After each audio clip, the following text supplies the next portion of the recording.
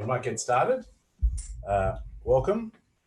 I acknowledge the Gadigal people of the Eora Nation, the traditional custodians of the land on which Chambers is located, and pay my respects to the elders past, present and emerging. And I extend that respect to our Aboriginal and Torres Strait Islander peoples joining us today, wherever they're located. This video presentation, which is a live session, is going around Australia, so I'm very happy about that. And it's the first time that Level 22 Chambers and JADE have tried this kind of live demonstration where I appear in the screen, and we're very excited.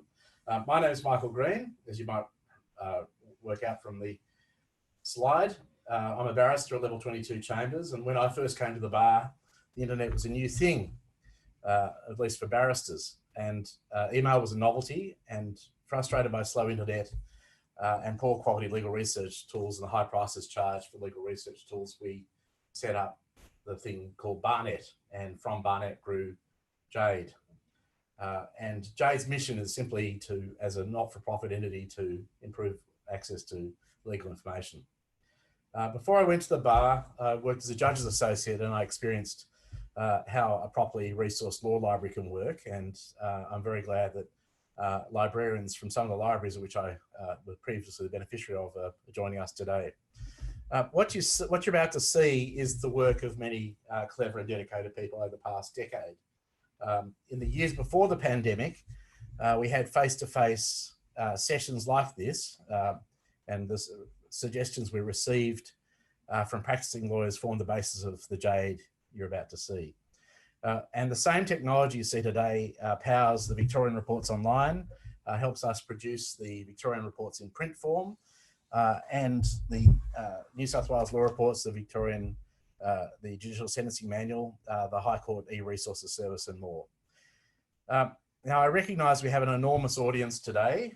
We have people at very many different levels of research experience, and my aim and our aim is to make sure that there's something for everyone in this session.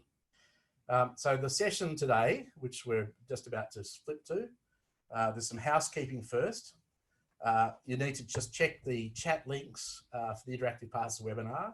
You can ask questions and vote the question you want to be answered on camera, on camera before the floor opens. You've seen some of that already. If you haven't yet responded, please feel free to continue to answer the quiz, and we'll make sure that the seminar is adapted to that. The session today has three parts. We'll just put that slide up, I think, sorry. And it's creatively named Starting, Doing.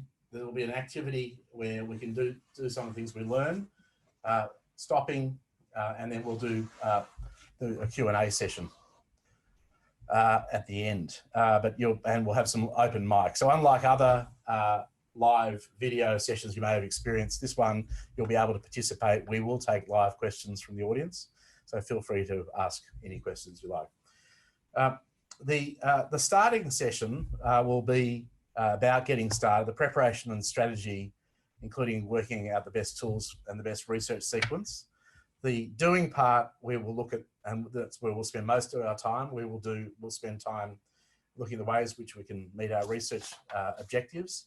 And then one of the things that's often overlooked, and it's really hard when we do legal research, is knowing when to stop. That is, when have we got enough material? When can we safely stop? When can we safely share that material with others, or conclude our research and get on with using that research in practice?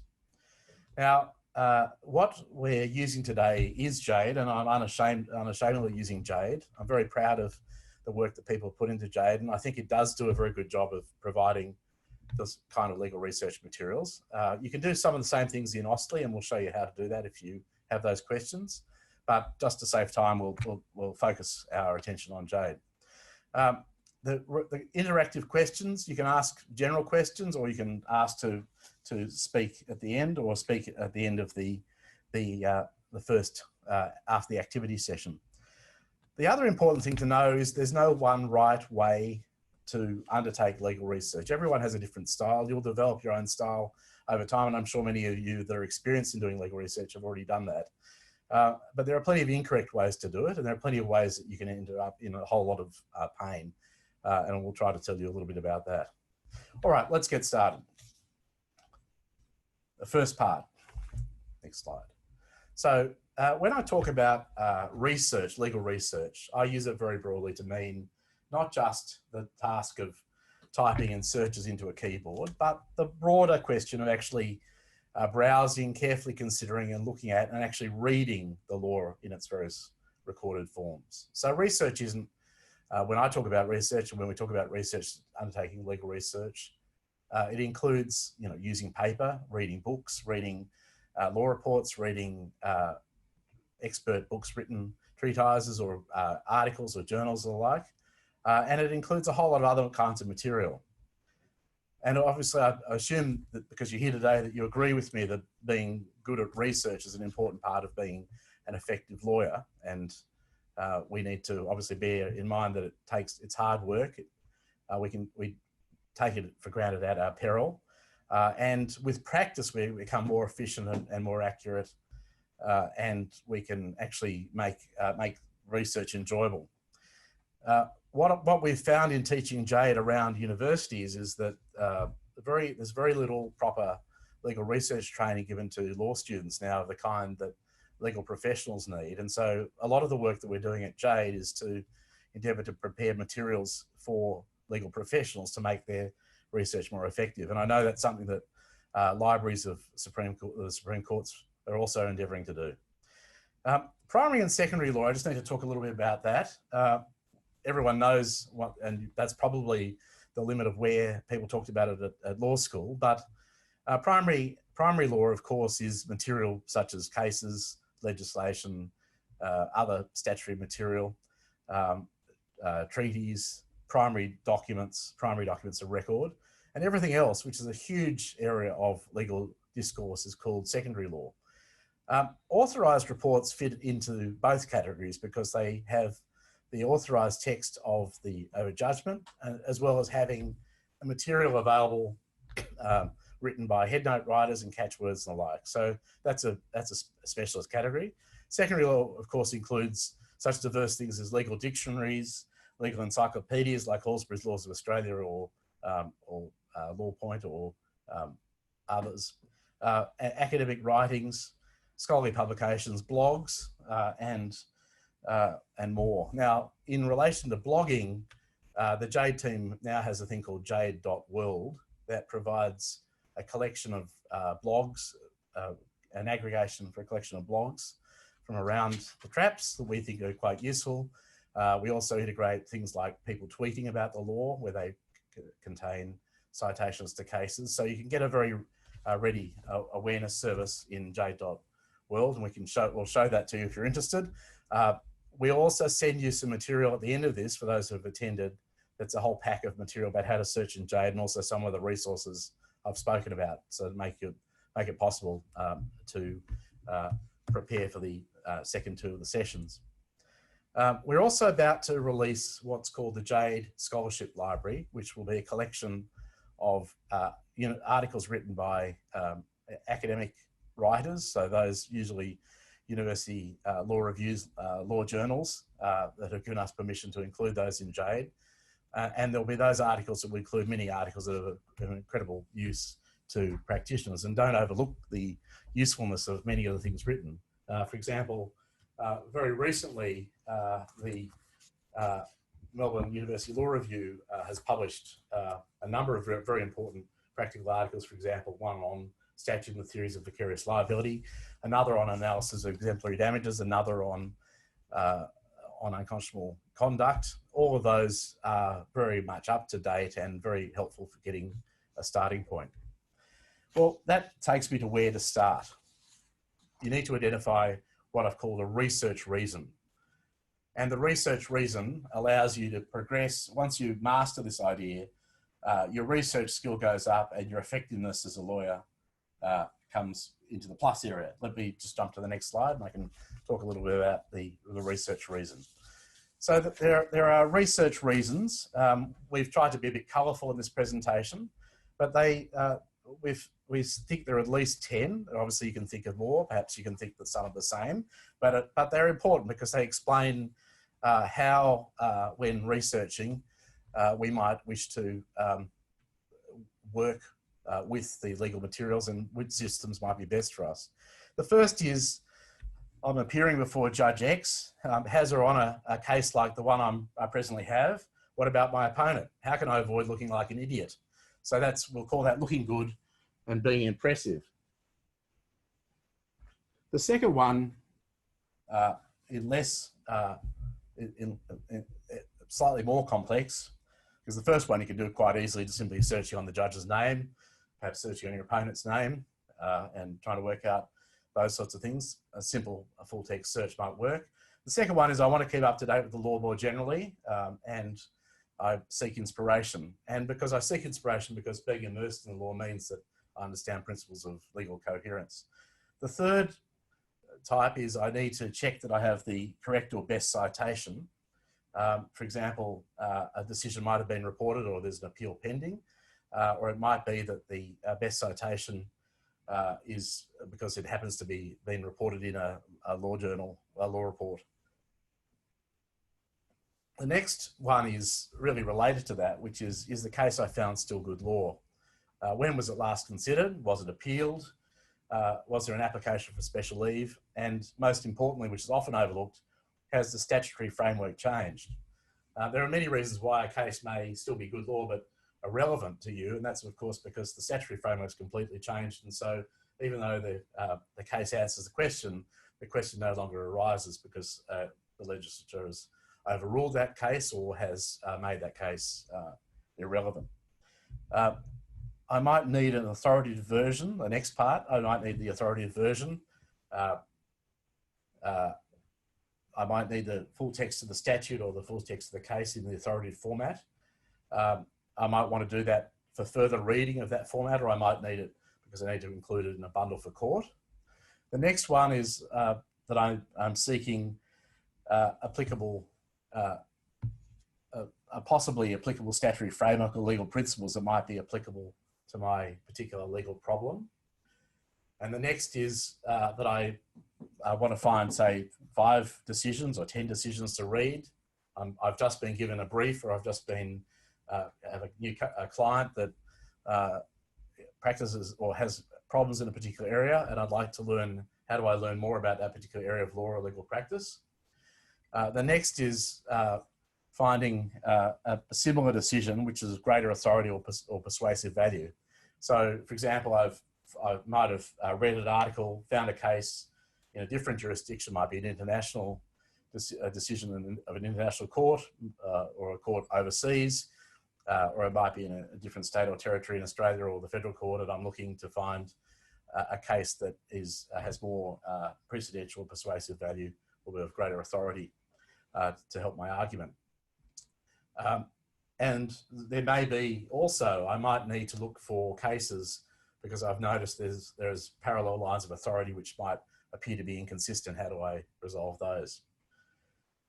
The next is a very practical and difficult one, and we'll deal with this in our third session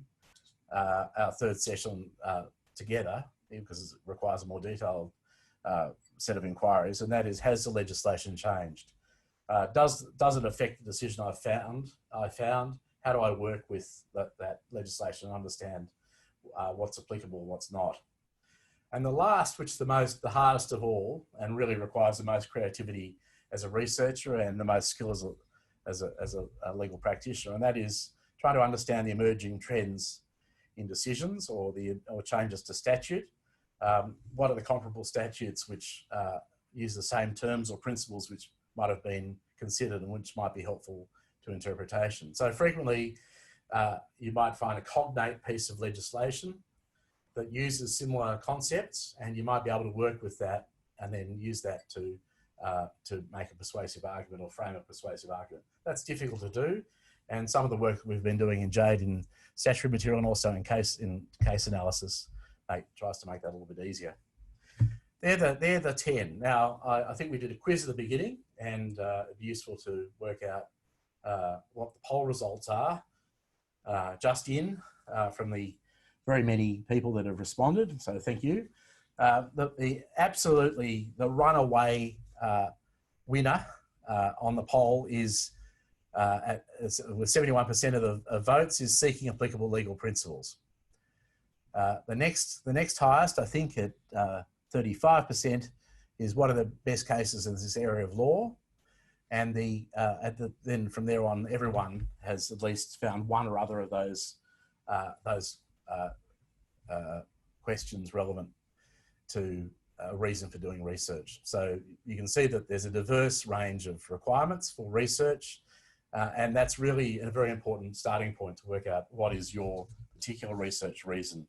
And you may, on the one occasion, have more than one research reason. So that's an important thing as well. Then once we know what our research reason is, we can then move to the question of research strategy. Now, I've talked about research strategy as having well, the research strategy itself is the question, what does successful research look like? So once you know why you're looking at what does it look like, what does successful research look like? And I won't go through and try to match up the various 10 reasons to particular strategy, because your particular strategy might be different, but you can see that that can very much help the kind of resources you might wish to use, how you use them, and how you start your search. You then need to think about a time budget. And one of the hardest things to do as practitioners is we never have enough time. Often a client will ring us up. If we're barristers, a client will ring us up and ask us a particular area of law and ask us whether we know anything about a particular area of law. And we say, of course we do. And then we, of course, quickly run and do research to prove to the client or prove to the instructing solicitor that we have knowledge sufficient, at least to get to the stage of being able to read into it. That's reflective of the time budget. How much time do we have to become familiar, and what can we do? How much time do we have available? For example, if you're in court and a judge throws you a question, says, what's the relevance of case X to this argument? And you haven't heard of case X, your time available might be a little bit less than you had hoped. And that's where things like JADE and things like other research tools can become very handy, particularly if they're mobile. And we're working on a JADE mobile app, but the JADE itself works well on a tablet. And you can go and quickly type in the case, look really knowledgeable, and away you go. And hopefully you'll be able to come up with an answer that saves your argument. A starting strategy, a very good starting strategy when you're coming across new tools, is to cross-check your initial results. So do a search on systems that you know the answer to, or you think you know the answer to, and see if you get the results you expect. That's a really important way to actually test things. Now, we find in JADE, most people, and I only know this because we ask people, what did you first search on? And they tell us, search on my own name. They search on my previous cases I've checked. So we know that a good starting strategy might be to check the cases you're in or involved in, or that you know about, or your clients' names to see if they're there, how they're reported and how they look. That's a useful technique. So you can also think in terms of time budgeting to think about breaking the research into stages. You can delegate perhaps some or other of those tasks, or you can do them at a later date when you have better instructions. You can get a feel for the kind of instructions you need to be able to be more effective in undertaking research to remove some of the imponderables. Now, there's nothing to worry about taking longer to find an answer. That's just life, really. Sometimes we get an answer quickly by serendipity. Sometimes using JADE alerts on a daily basis, we've seen a case, we remember seeing a case that's relevant to something we're asked, and we can show off our knowledge, which is really just only luck. But other times it can take a very long time. Sometimes taking a break can help. Coming back to the problem can help, and that's where you should take notes of where you got to, or keep reference points so you know how to get back to where you'd left off. Particularly if you often get interrupted, as we all do when we have multiple competing demands on our time. The elephant in the strategy room is the risk appetite, and this diagram writes strategy 4 times, but really it's, if we're in familiar territory and high risk or low risk a low risk in a familiar territory, our strategy is going to be quite different. And you really, I think, as legal professionals, should think about the your risk appetite, which is really risk appetite is used a lot in company directed courses, but it is useful about legal research. You know, how important is it you get the right answer? Is it absolutely essential? Are you writing submissions for a special leave application where the principles need to be very finely grained and you need to have fine point citations? Or are you simply giving an off-the-cuff answer to a client as an indication of the possible position subject to further research? Or are you simply keeping up to date with developments in an area of law that you're interested in practicing? Your risk appetite of being right about those things or reading correctly are very different, and that's something you should always think about. One of the ways that you can improve accuracy is get the initial result and then cross-check it with a wider set of resources. So, for example, if you have time, look into textbooks and see if the textbooks also find the same kinds of references, the same citations. And for particularly complex decisions, and I won't go through examples of those today, but particularly complex decisions, what do we do about looking at trying to understand those well? If they're reported, the headnote can certainly help you. If they're not reported, or if they're quite confusing, then certainly reading what others have written about it can sometimes help if it's a reliable source, or other times it can, of course, confuse even further. But just be careful about checking things. One of the great problems for courts been reported by judges, certainly to me and to others, is the problem of people citing first instance authority where the case has been overturned on appeal. The case sounded like it was on all fours with an argument, but of course it was too good to be true, and it was, because on appeal, the way in which the judge approached the problem was entirely incorrect, and therefore the argument as framed was entirely incorrect. So you can also improve lower your risk, lower the possibility of error by checking to see what the litigation history was of a particular case if it's important. Now, here are some pro tips about avoiding research pain, which of course is partly mixing risk and time, budget and everything else. We should always work out the temporal and geographical dimensions of the problem, and it helps to know a little constitutional law, because of course there may be federal aspects to it. There may be issues of an overlapping between the jurisdictions of various courts, or jurisdictions of various legislatures, and the question is how do we resolve that tension? The other thing is, and it's often quite hard to determine this, particularly in our current society with a great degree of regulation, but is there legislation which affects the case law to date? The Civil Liability Act's the best example of that in a general sense in New South Wales, but there are of course many other pieces of legislation which have innocuous names but have enormous effects on how the case law interacts with it, and that can be an incredibly difficult thing to work out, and it comes with experience. And that's another area where, if you can find a primer from, for example, an academic article, like, you get your bearings. You should practice.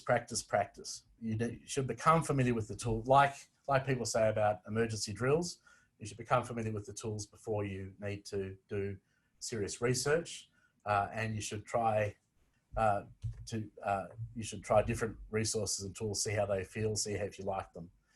I've already talked about calibrating with the known knowns, but that's a really useful thing with any new tool. When you come across a new research tool, or you come across a new system, check to see what answers you get, whether they work.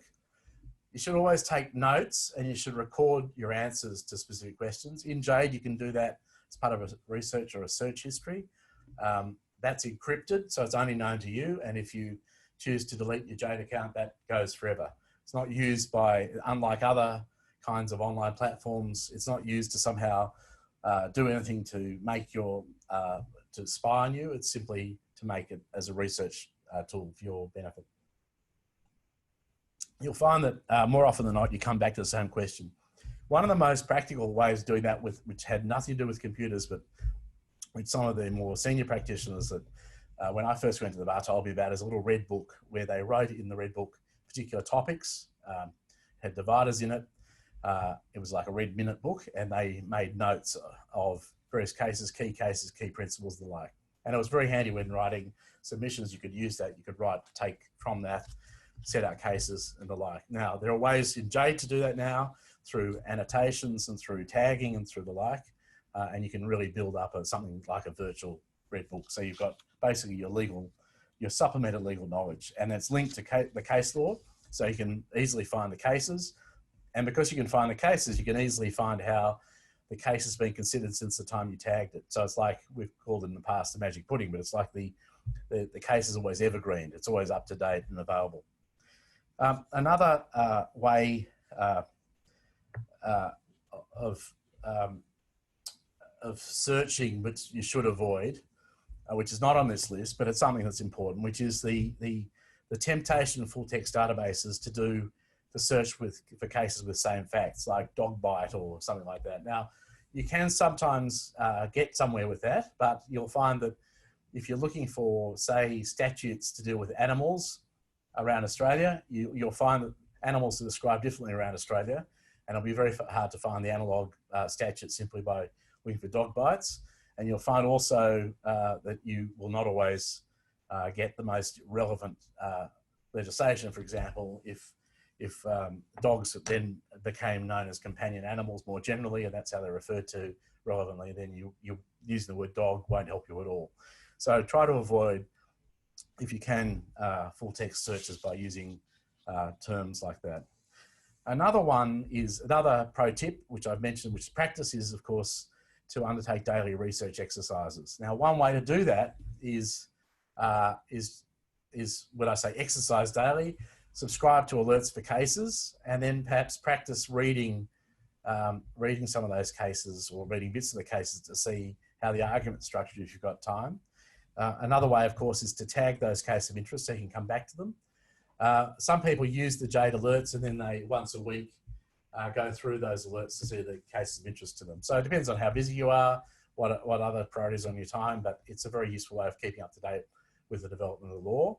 And frequently you'll find cases in JADE that, of course, are commented upon in the newspapers, and you can then, of course, impress all of your friends by knowing everything that there is to know in the case, and realising how frequently the reports in the newspaper are not as comprehensive as they could be, but also they're written for a different audience, the audience that you're reading for, which is the judge making a decision, or the Court of Appeal. All right, now that gets us to the first part. I think we have an activity. I'm just checking with our. Do we have an activity? Into the next one. Ah, all right. We're whizzing along now at rapid speed. I think I'm ahead of time. I'm just checking. We've got a whole team of about 200 people off screen here that are just keeping me up to date with timings. How am I doing on time? I'm okay? All right. Well, let's get on to the doing bit, the most exciting part. Are there any questions so far? Before I get on to the doing, are there any questions so far? Jackie, no questions? If you want to raise your hand, if you want to ask a question and have an open mic, please raise your hand, and we're happy to take this point to deal with anything about the strategy.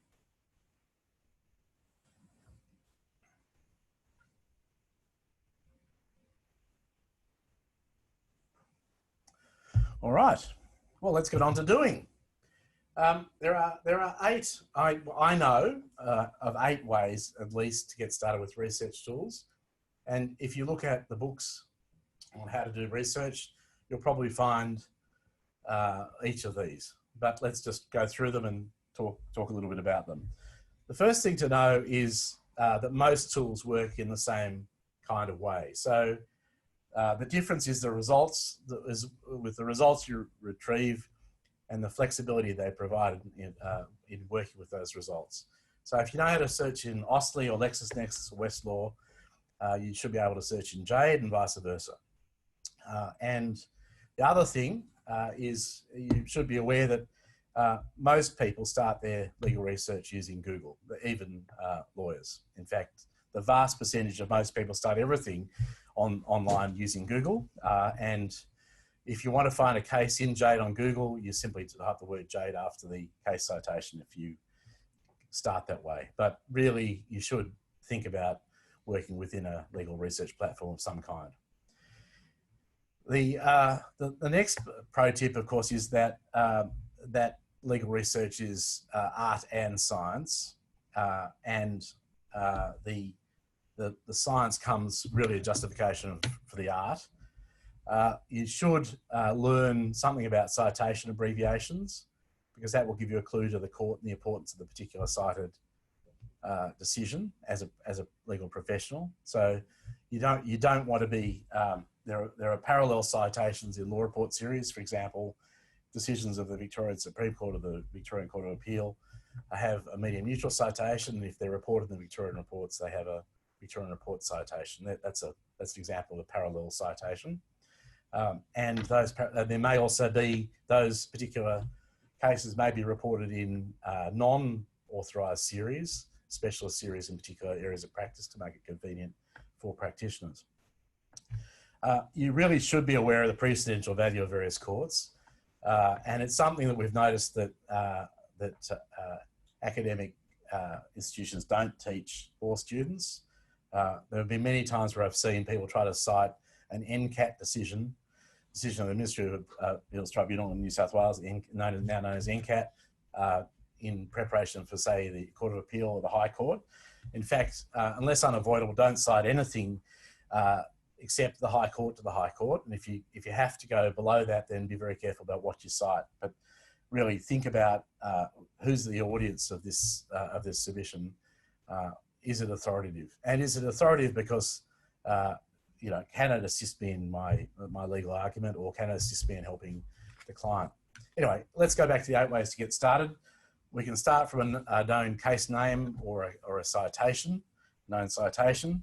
We can start from known legislation. We can start from a topic, a search phrase, what I've called user tags, which is something that a number of systems offer. JADE certainly does, where you can tag, for example, what I talked about before, when you've tagged a particular case using your own tagging, might be a colour, might be a word, might be a concept, or might be just a few characters. You can then find them very quickly. You can use saved searches to rerun searches if they're searches you do a lot. You can use saved searches to generate alerts so that every time a case that meets your saved search is satisfied by a new case, then you'll get an alert telling you that case.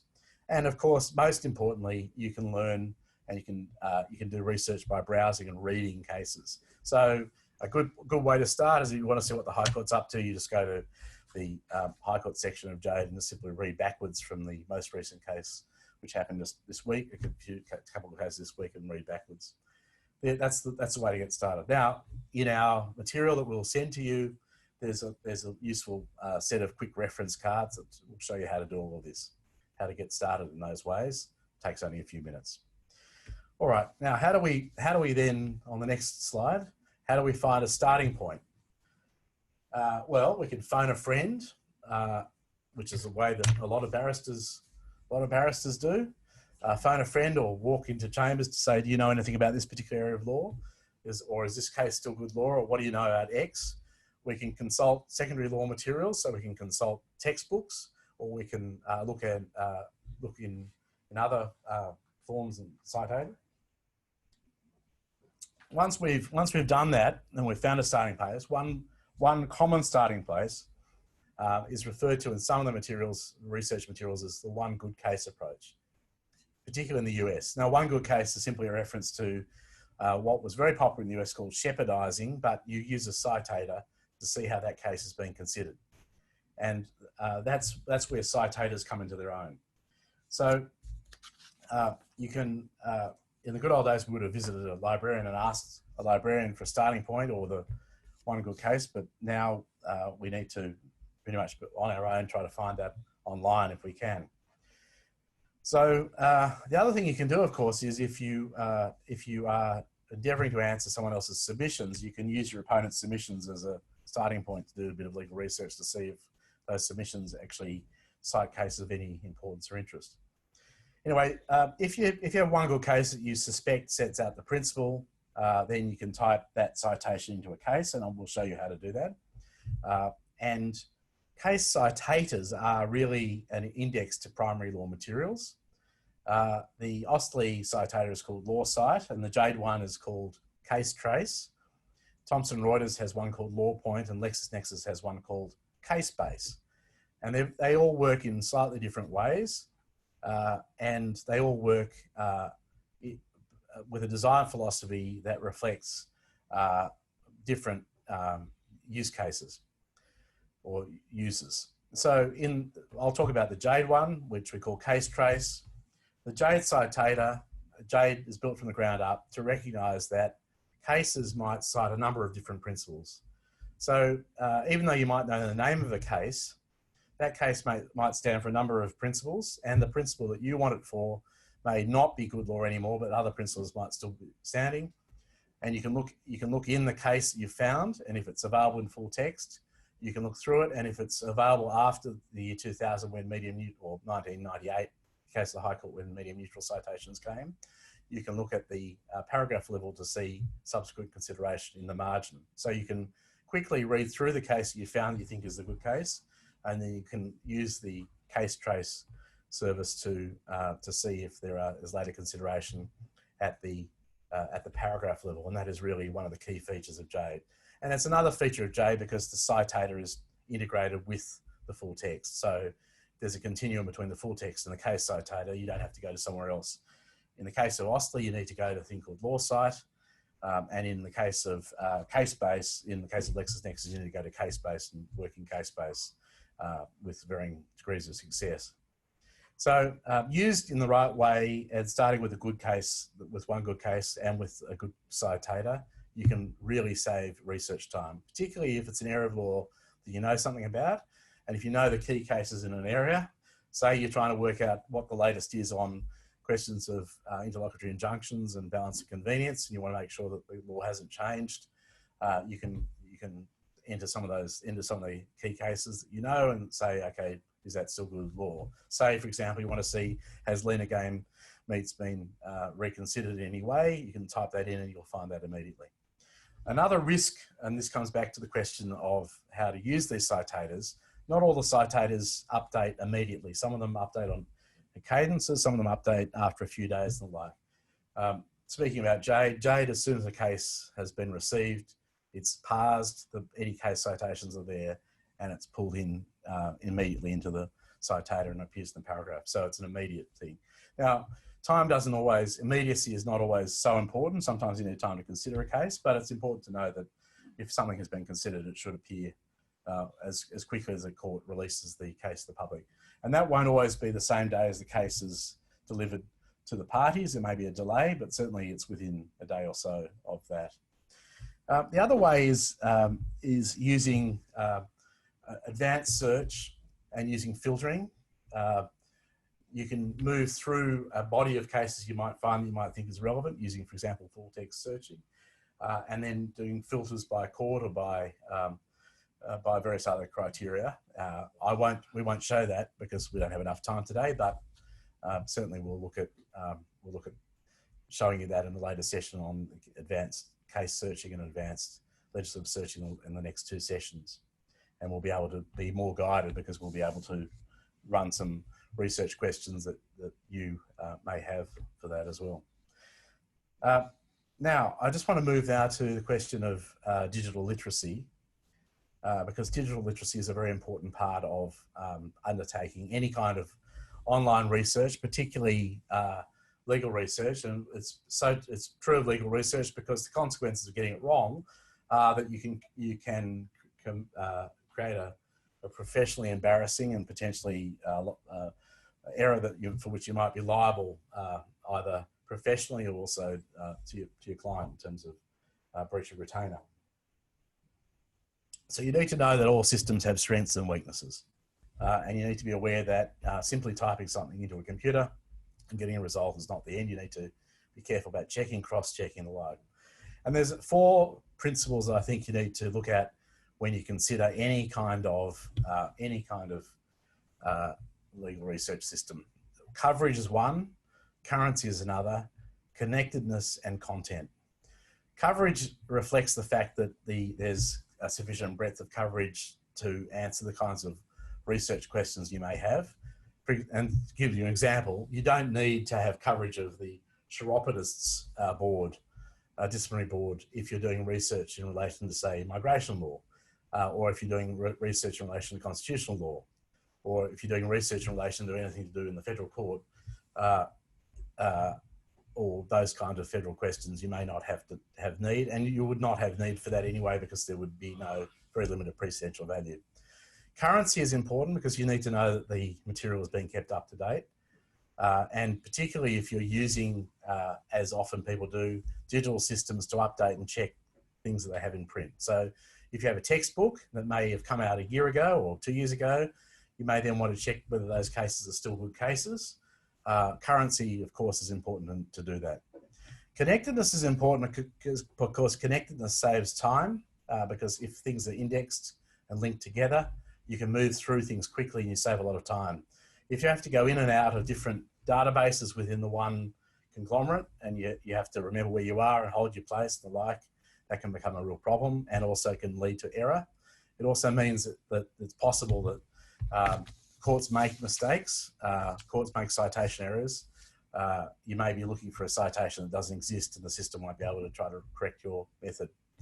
The fourth one is the question of content, and that is, how is the content presented? Is the content authoritative content? So is the content, for example, an authorised report, if you need that? Is the content properly set out or laid out? Is the content similar to that which the court delivered in its original form in the case of unreported judgment? That's a very important aspect. So that's the content part. Now, we try to, in JADE, to be at the epicenter of all of those elements, and that's why we've got the cheesy new JADE symbol there, but that's what we try to do. Everything we do is about improving coverage, ensuring that we're current, ensuring that we're connected and we improve it, and ensuring the content is checked, both checked by systems and also checked by automatically, and also checked by our editorial committee. All right, that's the digital literacy part. And if you develop an awareness of the 4 C's, you will also be able to develop an awareness of the risk.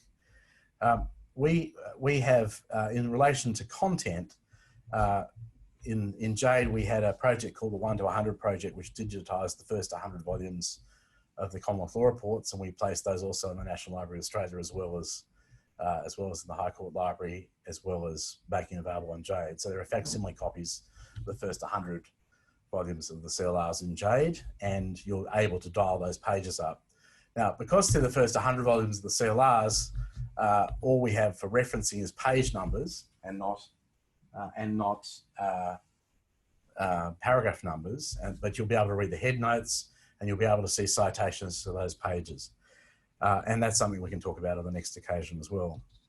All right, well now there's another kind of digital literacy called CRAP, C-R-A-P-P, which stands for Currency, Relevance, Authority, Accuracy and Purpose. Accuracy is the origin of the material, and purpose is purpose of the source in making the material available. But I think the 4 C's are better than the CRAPP for our purposes. But there are attempts by librarians around the world to try to inject some degree of digital literacy and awareness on the part of users into the strengths and weaknesses of systems. All right, now we have a practical exercise, which is using JADE or using OSLI or whatever you like. And here it is. So undertake a brief research task using JADE or OSLI and post the name of the platform, tool you're going to use, identify your reason for research, and you can post in the tag cloud, and then post a case citation of case citation and the name of an act you find in your research, and that will be for 10 minutes. So this is also an opportunity for you to get a cup of tea and ask questions. So feel free to formulate your questions now. You can ask the questions in chat. You can do the activity. The activity is not compulsory, but you can do the activity if you want to, as a way of working forward. And we'll come back in 10 minutes. Thanks.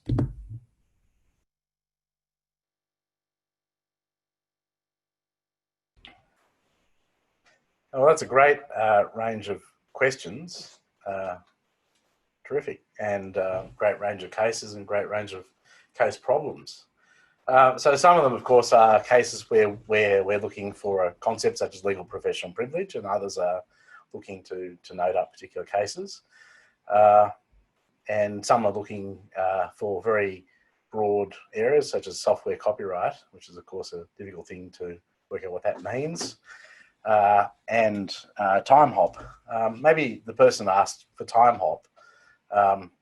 What do they mean? Maybe that person could put their hand up, and maybe if they're willing to, they can ask the question in the live session. All right. Well, that person may have time hopped out of the event. I'm going to do a little demonstration now of some of the features of JADE. I don't usually do this. Usually the very talented people at Barnet JADE do this. Erica is present and others are present that usually do these kinds of demos. So if when I do it, the mouse moves. Oh, here we go. I've now got the mouse in the screen. Oh, there's a question. We have a question. Yes. What does JADE Professional offer over the free version? All right. Well, we will the JADE Professional, the free version. We'll send that out in the documents. Everything I'm showing you today, you can do in the normal version. As you can see, this is an unlogged in system. And I just need to sit down to do this. Here we go. All right. So if we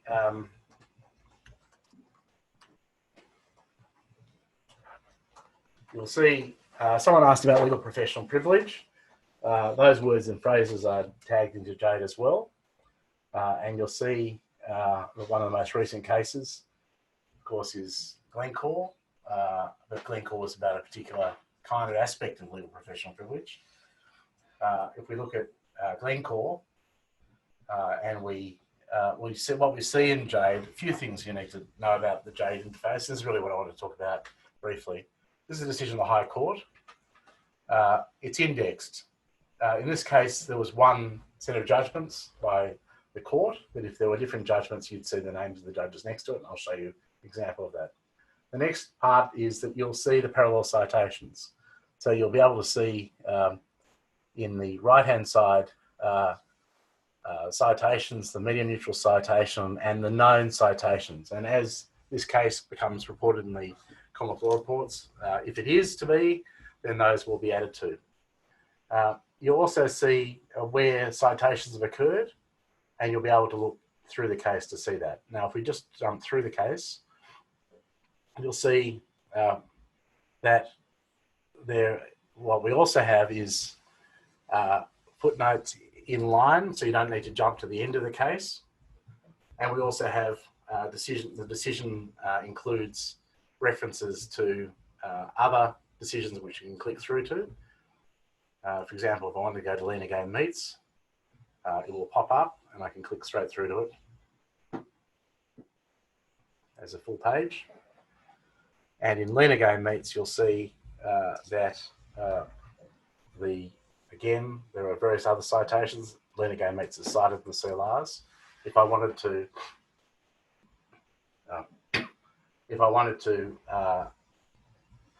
copy that to put it into submissions, I can quickly copy it. I can take out the date, or I can include the date. Sometimes people like to show the judges that were involved. If not, we can take out the judge, we can take out the date. If we just want the authoritative report, we can leave the authoritative report. If some courts prefer to see the judgment reversed so that the authorised report is first, which is this case, or other courts like to see the media neutral citation first. Once we have that, we can either have it with a link or not, and we can copy it and we can put it into our submission. So we can put it into Word or other submissions, which saves a huge amount of time if we're quickly writing submissions for court or we're quickly finding case references.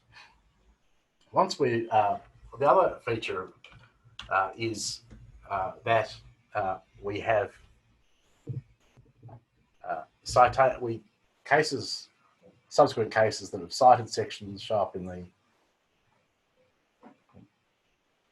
on the side, and you'll see again subsequent consideration. You can see that this passage has been considered in 45 other cases, and you can see, if I only want to see which cases have been considered by appellate courts, that's the High Court, and by courts of appeal around Australia, intermediate appellate courts, it's there. And also you can see that there's references to the JADE. JADE highlights the section to show you how it reached the conclusion that it's citing that part of the case. And you'll see that one of the features of JADE is that to be picked up as a citation reference, there need not be the full citation. Abbreviations can also be used. So, and if there are citations that were before the CLR to an earlier version, that would also be picked up as well. If you look down the side of the case, you'll see again where particular commentary. Now, this is a very long case, as we know. We also know that there are several judgments, some of which are more influential than others and have cited more frequently than others. If, for example, you wanted to jump immediately to the well-known discussion by Justices Scummo and Hayne about interlocutory injunctions, you simply click, and then we then have that section immediately opens up very quickly. And of course, this is the paragraph 89 is a well-known paragraph, and you can see even though the judge in the family court case used IBID and referenced Lena Game Meets, it still found that section. So we do a lot of work looking for context and making sure that we can find case references. And if we look at appellate only, you'll see we pick up even citations by various other judges in the court. So there's a practice of courts at the moment to cite cases the second or third time that they appear in a judgment by an abbreviation, and JADE allows that to happen as well. So if we go back to the top of the case and we look at, say, well, we might look at the citation report here,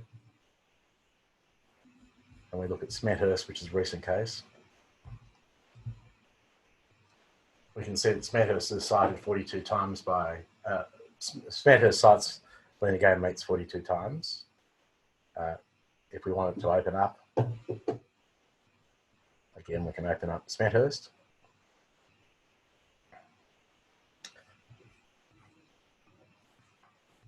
And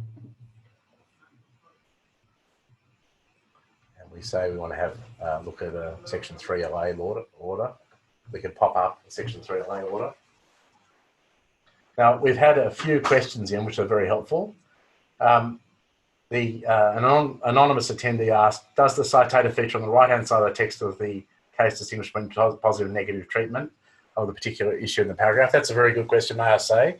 Our philosophy has been not to do that, but to leave to the reader to make that decision based on their own reading of the material. Often you can tell from reading a number of paragraphs whether it is positive or negative treatment. And often whether something is positive or negative treatment is really something as a question of argument, whether it is or it isn't. We don't have traffic lights. We don't choose to have traffic lights because this tool was designed to be for lawyers that need to make those judgment calls. And frequently, position of dissent can be very important.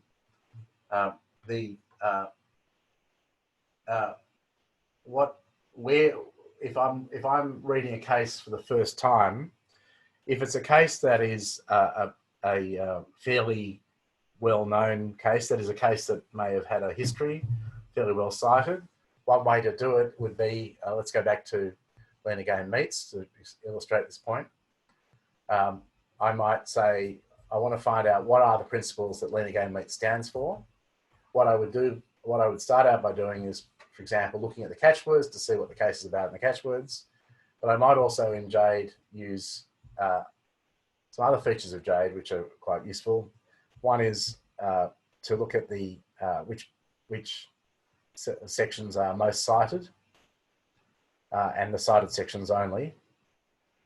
And what that allows me to do is really keeps the case in sequence, but it goes through the case showing me all of the provisions, all of the sections that have been at least cited by one or more on one or more occasions. So I can very quickly look at how that works.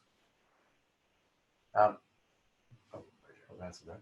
Oops, sorry, we're getting some other questions in.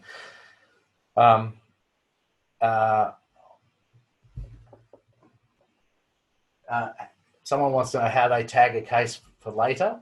To tag a case, you of course need to be logged in. I'm not logged in at the moment, but I can tag a case in one of two ways. If you see the flag on the left-hand side, I can add an annotation on the left to tag it, or I can tag it by screening over the text. Say if I thought that was an important point, then I can tag that section myself.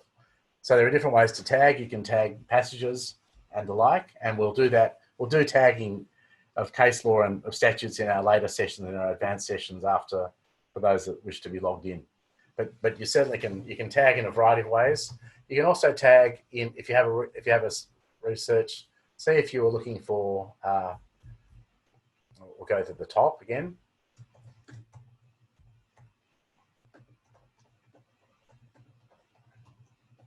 And if we go into, say we're looking for,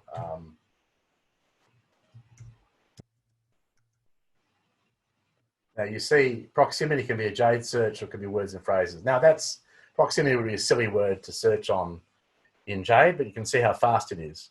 The thing about JADE is JADE's search system, you can search for phrases. So if you remember an expression like chicken or something else, you remember a case about chicken or like, you can do some quite complex searches. We'll do that on the next occasion. But say you wanted to, say you're looking for a proximity, classic case, of course, of Hill and Van Herb, so it's not a bad result. You can then tag the case. You can see how it says for me to log in to do that, but you can tag the case. If I log in, that will be part of my tag set. I can then, of course, filter. So if I'm now going to a set of 35,289 results that you have the word proximity. This is not how you would ordinarily do the search, but then you say,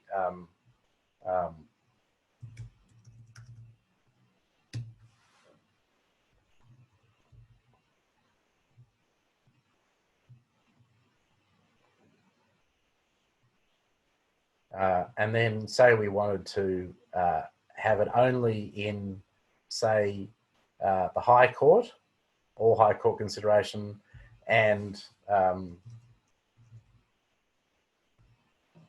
intermediate, Commonwealth intermediate appellate courts, and state and state and territory courts of appeal. Now you can see how fast that is to do that. No other system can do that like that. Now, if you can go back, you can take those out. So you can use advanced filters to search by court. You can have even more advanced filters by date. You want something in the last week, something that's been reported. You can save those searches if you're logged in. You can do all sorts of things with searching with filters. If I delete the filters, say I only want to have things in intermediate appellate courts, in Commonwealth courts, or say if I didn't want any of that, but I wanted to have the Federal Court of Australia full court, I can simply select that, filter now, and what do I get? Probably nothing, because I get a few cases. Of course, I've got the ancestor patents. I can then look at that. But I've got and you can see the research is relatively quick. I can then look at how the case has been considered. If I'm interested in a citation, so there are two things about JADE. This is looking at the case. If I want to have a look at the JADE citator, it will show me how this case has been cited by other cases. So it works will show me the list of how multi-gate medical devices being considered in numerous other cases.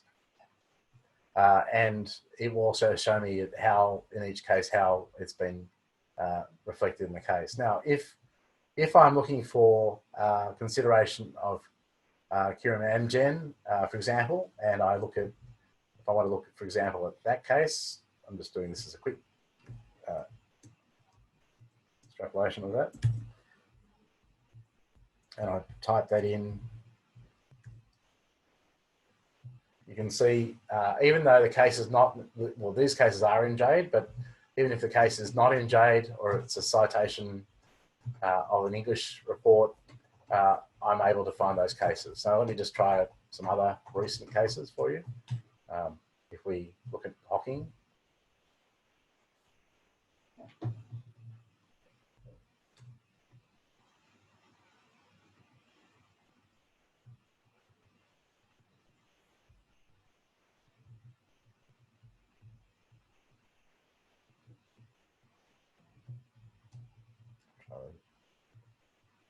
So Hocking has been not cited by any other court, but it has obviously many other citations in it. Say if I wanted to look at the particular, say if I wanted to see what was said at paragraph 114 in the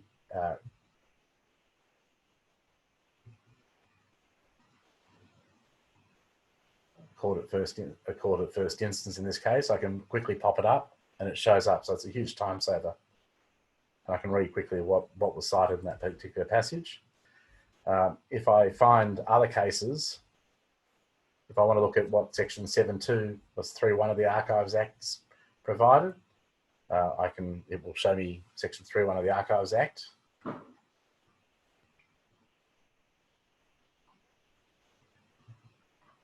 Show in a second, sorry. And I can see the interpretation section, so I can pop that up as well. So I can use it to quickly check citations. I can quickly use it to check an argument to see what the argument has been, what's been placed in the argument. This session will be available for viewing, and you're welcome to ask any questions at any time if you have any questions. So you'll see RV Sharkey is a case from 79 CLR. Because we've got that scanned, you can actually read page 153 of 79 CLR on screen, and you can read what's said about the case in full text. So we're doing more of that with other cases as well. And you'll be able to see if there are English cases cited, as I'll show you in a moment. I'll just take it down to the very bottom.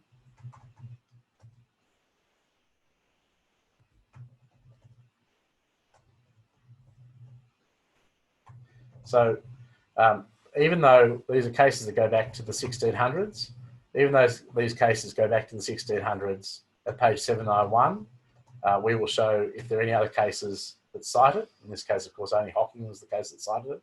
But if there are other cases, we'll show that. And if we want to see how, for example, Macmillan and Dent came to be cited by other cases, even though we don't have the text of it, we can show the context in which it's cited, which can be a very handy way to do legal research. Even though you might not have access to 1907-1 Chancery 107, you can still read it. And you can see that there's other cases that have also cited Macmillan and Dent, including South Australia and the Commonwealth, and you'll be able to read that as well at page 471. All right, there are some examples. What we'll send to you is getting started. It's much easier to learn how to use JADE and play with JADE doing your own research. And that's the reason why we're having 3 sessions. The next 2 sessions are designed to be hands-on sessions working through practical legal problems, both in case law and in statute. What you need to know about JADE, you'll be able to read from the material. You'll see that, perhaps you can see this on screen, but you'll see on screen that some things are yellow, some things are green and some things are blue. Things which are blue are things which are not actually content that we have in JADE, but we know that it's a citation, and so that we can show the citation. And we recognise both English report citations and the original nominate report citations. And you'll see that's an example where it's cited here. And you'll see other cases like that as well. Are there any other questions? I'm aware of the time. Are there any other questions? We have an opportunity for an open mic session now, and happy to answer questions that anyone might have. Just put your hand up and you'll be able to, and we can work through some of the questions. Jackie's scanning for questions.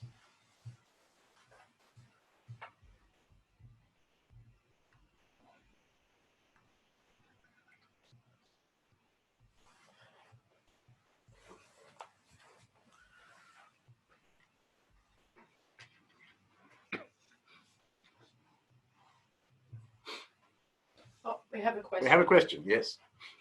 Is there a general rule of thumb in terms of how much time to spend looking at secondary versus primary resources? Well, it really depends on your research strategy and the area of law and your own familiarity.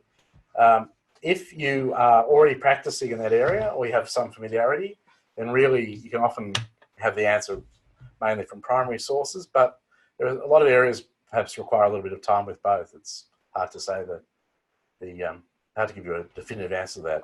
But we'll work through that. That's a good point. We can work through that with some practical questions on the next occasion. So let me just go back to the last few slides and then we can come answer some additional questions. The biggest challenge of all we have is knowing when we're finished. How do we know when we've done enough research? How do we collect results and use them?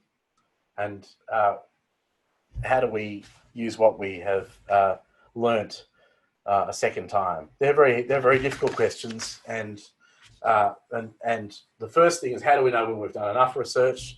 Well, if we're looking for a citation or to check citations, that's an easy answer. But if we're trying to look for inspiration for a case and we're not sure what the area of law is or the area of law is evolving, then often we're continuing to search right up to the time we need to use the material.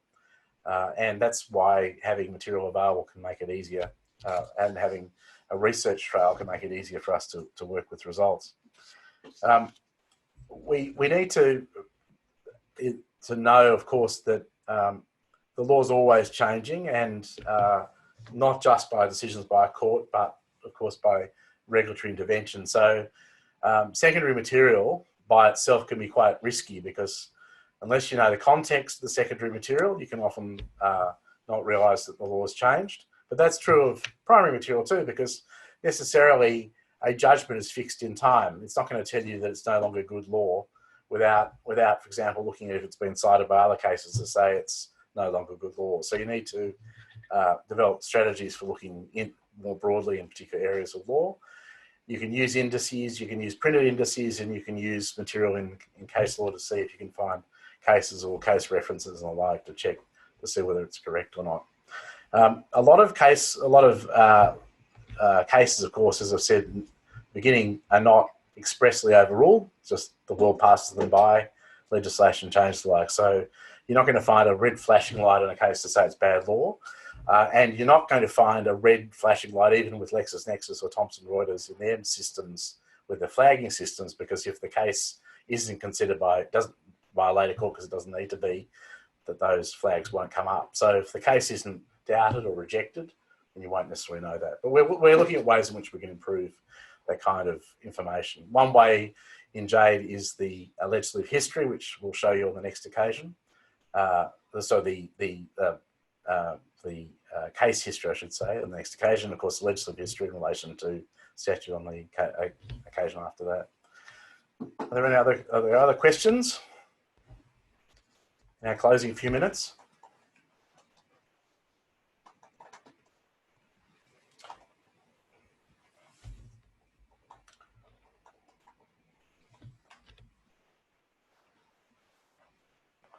All right, well, let's just go to the next slide, and then what we'll do on the next occasion, once you've logged into JADE, is to talk about saving searches and outputting lists in full text. and you can then use those to keep up to date and to reflect on your research journey. But think about it between now and the next, I think our next session is next week. But think about between now and next week, just how you do your research and maybe some additional questions you might have for me and for the team. I'd like to thank everyone that made this possible. Our next session is on the 8th of July on advanced case law research, which will be advanced. We won't be going over the same ground as today, and we'll be doing some practical exercises. And then the one after that will be on advanced legislation research, which will of course include statutory materials, not just legislation, which is its own research challenge. You'll be able to use the same Zoom link for those two sessions. If you know friends that may wish to come along, please invite them. Feel free to, just get them to register. And I'd like to thank Nick Clark and Jackie Charles and the entire team for making this possible and all the hard work they've done to make this possible. So thank you. Thank you and good evening.